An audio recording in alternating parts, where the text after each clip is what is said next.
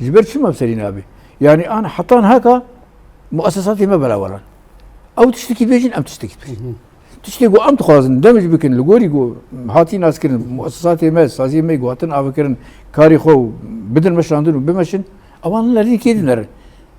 او خارطه او وكم بيجن انت ارض نجاريه كوساخويا جو بيفاجو سر مشي تنه لا نخلي اوج الي كيفا شروفاتكن وامج الي كيفا شروفك ام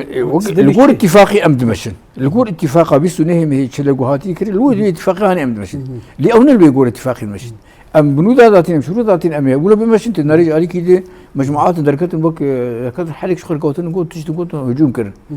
يعني اف ملتي يقولوا بلا ولا وبتنظيم ويقولوا دمشي افانا مسؤوليه ويش كيتي خصن ايش دولتي تخص دولة وقتها نكار بفام كسانا بدز بسكنادن وانا نخي خطا دولتك نخي خطك وطني لانه ام كردن هك علوي بن هك